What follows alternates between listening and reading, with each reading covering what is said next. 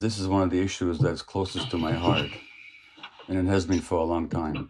I'm personally a Holocaust survivor as an infant. Um, I barely survived. My grandparents were killed in Auschwitz, and most of my extended family was killed. That's my personal background. I grew up ashamed of my Jewishness. In Hungary, after the war, I was still bullied for being Jewish. And I remember one of my friends coming to my rescue once saying, "Leave him alone. It's not his fault that he's Jewish." It's a fault, but it's not his fault. This was the defense. So I grew up with that. My grandfather, a physician and an author, by the way, who died in Auschwitz, was a good friend of Vladimir Jabotinsky, who was one of the major Zionist leaders and the founder of the party that became Likud, the current government of Israel. So that's my family, and this is my background. In my teenage years in Canada, I became a Zionist. This dream of the Jewish people resurrected in their historical homeland, and the barbed wire of Auschwitz being replaced by the boundaries of a Jewish state with a powerful army. I found it liberating. It was exhilarating to believe in that dream. And I absorbed all that perspective and all that point of view, and I really believed in it. And then I found out that it wasn't exactly like that. That in order to make this Jewish dream a reality, we had to visit a nightmare on the local population. You couldn't, there was a Zionist slogan called a land without a people for a people without a land. But there was no there was no land without a people. There was people living there who'd been living there for hundreds and years or even longer. As a matter of fact, if you want to hear something really interesting, and David Ben-Gurion, who was the first prime minister of Israel, actually subscribed to this. He said this, who are the Palestinians? Because the Jews in Roman times, all of them never left Palestine. Many of them stayed there. And some of them, hundreds of years later, converted to Islam. So guess who the Palestinians are? In some ways, they might be descendants of ancient Jews. They are cousins, to say the least, no matter how you look at it. And and there's no way you could have ever created a Jewish state without oppressing and expelling the local population, which is what they did in 1947, beginning in 1947, and first of all with British Empire protection, but they did this. And then in 1948, Jewish Israeli historians, have shown without a doubt that the expulsion of the Palestinians was persistent, it was pervasive, it was cruel, it was murderous, and with deliberate attempt. So that's what's called the Nakba in Arabic, the disaster or the catastrophe. But in Israel, you're not allowed to mention the Nakba, even though it was at the very basis of the foundation of the state. So once I became aware of all this, I was, okay, well, yeah, we created this beautiful dream, but we imposed a nightmare on somebody else. And then I visited the occupied territories, Russell, during the first Intifada. I cried every day for 2 weeks at what I saw. The brutality of the occupation, the petty harassment, the murderousness of it, the burning down of Palestinian or cutting down of Palestinian olive groves, the denial of water rights, the humiliations. And this went on, and it's much worse now than it was then. So this is the background. And it couldn't have been in any other way. Because again, you couldn't have created that exclusive Jewish state without oppressing or expelling the local population. It's the longest ethnic cleansing operation in the 20th and 21st centuries. It's still going on. And who are these people in Gaza? Now you have to go to Gaza. You have to go there to really appreciate it. It's a small area where there are these multiple hundreds of thousands of people. Who are those people? The direct children or grandchildren of the people that were expelled from Israel, or what is now Israel. Now here's the outrage. And I'd like your Zionist friend in the States to tell me this. I, as a Jew, I could land in Tel Aviv tomorrow and demand citizenship under the law of the right of return. But my Palestinian friend in Vancouver, Hana Kawas, who was born in Jerusalem, can't even visit. Now, if I have the right of return after 2,000 years, if that history is even the way it is, which is itself questionable, but let's assume that it is, if I have the right of return after 2,000 years, how come Hana hasn't got the right to return after 70 years? You have these miserable people packed into this horrible, people call it the world's largest outdoor prison, which is what it is. Incredible poverty, 50% unemployment. Now, Hamas is an Islamic organization that was originally encouraged by Israel and supported by Israel as a counterweight to the secular Palestine Liberation Organization, which Israel didn't want to deal with.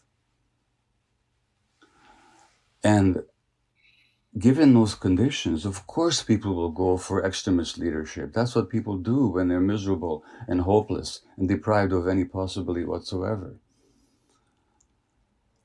You don't have to support Hamas policies to stand up for Palestinian rights. That's a complete falsity. But there were free elections in Gaza, monitored by international community. They were declared to be the freest elections ever held in the Arab world. And Hamas happened to win. And when Hamas won that election, Israel and the United States immediately organized a military coup against them, which Hamas defeated, for which the punishment was this blockade that deprives Hamas of, not Hamas, but Gaza, of food, of medical supplies, of sufficient water. I could go on and on and on and on. And then every time there's a conflict, Israel mows the lawn. That's the expression they use. You know what they call it? They call it mowing the lawn, by which they mean the mass murder of Palestinian civilians. Now, is it true that the Gazans shoot rockets into Israel, killing innocent civilians? Yes, it is. Do I support that? No, I don't. But when it comes to the death of innocent civilians, Israel killed 20,000 Lebanese civilians in 1982 using illegal weapons like cluster bombs in a war that had no justification whatsoever. I could go on and on and on and on, except I'll say that the disproportion of power and responsibility and oppression is so markedly on one side that if you take the worst thing you can say about Hamas, multiplied by 1,000 times, and it still will not meet the Israeli repression and killing and dispossession of Palestinians. Now, that's my view of it. Now, as to this argument that we're not a practicing Jew, your friend can come and visit my family where we have Passover every year with our families. And we talk about how the liberation of the Jews from Egypt cannot just be a Jewish symbol. It has to be an international symbol. If after 2,000 years we can look for liberation and freedom, why can't the Palestinians? So for him to conflate Judaism and Jewishness with Zionism is absolutely false. And for him to say that Jews who oppose Israel are not Jews is a slander. And for him to say that anybody who criticizes Israel is an anti-Semite is simply an egregious attempt to intimidate good non-Jews who are willing to stand up for what is true. If you look at the Western press, when Hong Kong demonstrators throw stones at the police in Hong Kong, that's considered to be heroism in the American press. When in Myanmar, the demonstrators throw slingshots at the army, at the oppressive army, they're considered to be heroes in the Western press. When Palestinian kids throw stones at the Israeli soldiers, they're called terrorists. And Israel gets away with a lot more without much less criticism in the Western press than any other country. I'll say one more thing. I was recently contacted by a Palestinian woman from Jericho. She runs a program for Palestinian children who spend time in Israeli jails.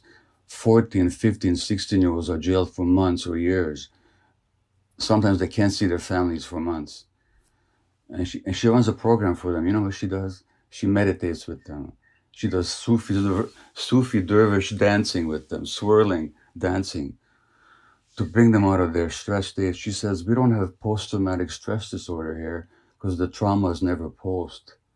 The trauma is daily, she said. I just wish your Zionist friend would visit the occupied territories in Gaza like I have and let him speak the way he speaks now. If he's got any ounce of humanity left, he would cry like I did for 2 weeks when I was there. Now, we're not living in Nazi Germany. Anybody can go on YouTube and listen to Ilan Pappé, an Israeli historian, totally eloquent on Israeli history, who's living in England now because life became in Israel too difficult for him. Anybody can listen to Norman Finkelstein, a Jewish professor, world expert on Gaza, who was denied tenure at his university because of his public speaking against Israeli policy. You can listen to any number of Israeli Defense Forces soldiers who talk about the brutality that they now regret having committed. You can listen to Israeli pilots who talk about why they refuse to fly over Gaza because of the atrocities they're made to commit. You can get all the information you want.